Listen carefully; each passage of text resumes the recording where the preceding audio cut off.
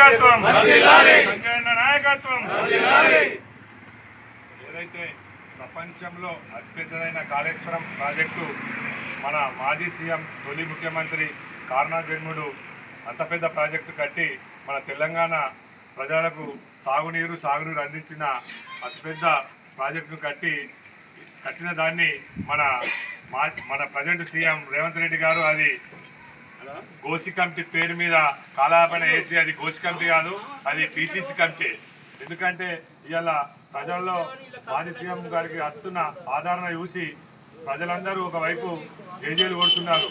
ఏదైతే మేము జగిత్యాలలో మన జీవన్ రెడ్డి గారి జైనింగ్ ప్రోగ్రామ్ జగిత్యాలలో మిడిపెట్టుకుంటే ఇంకో పక్క కాళేశ్వరం మేడిగడ్డకు సీఎం పోయి ఏదైతే మన మాజీ ముఖ్యమంత్రి కేసీఆర్ గారి ఆదరణ చూడలేక అక్కడ మేడిగడ్డకు పోయి రైతులకు రైతు భరోసా రైతు బంధు వేసి ఏదో పెట్టాలని చూస్తుండు.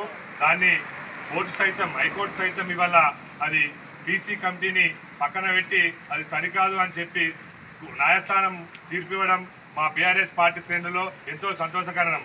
కావాలని ఉదయాలితే ఇలాంటి న్యాయస్థానాలు ఉన్నాయి. ఖచ్చితంగా మీరు తప్పుడు కమిటీలు వేసి తప్పుడు ప్రచారాలు వేస్తే న్యాయస్థాన కమిటీలు ఉన్నాయి, ఖచ్చితంగా బుద్ధి చెప్తాయి.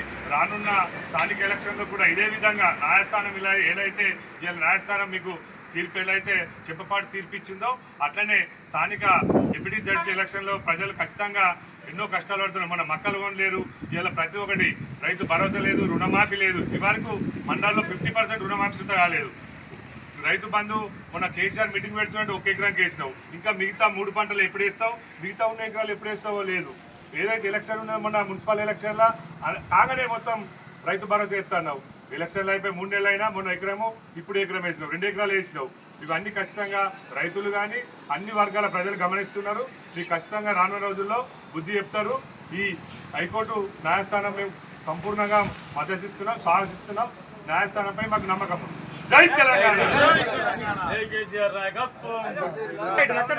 అయితే రేవంత్ రెడ్డి గారు ఎన్నికల మేనిఫెస్టోలో మన ఆర్టీసీ కార్మికులను అది ప్రభుత్వంలో విలీనం చేస్తామని మేనిఫెస్టోలో పెట్టి ఇలాంటి 420 హామీలు పెట్టిండు. కనీసం మనకు ఇంత కష్టపడి పొద్దున్నే బస్సుల ఇంత కష్టపడి ఆర్టీసీ ఉద్యోగులతో ఓట్లు దన్నుకొని వారికి న్యాయం చేస్తలేరు. మేము ఆర్టీసీకి సంపూర్ణంగా బీఆర్ఎస్ మద్దతు ఉంటుందని తెలియజేస్తున్నాం.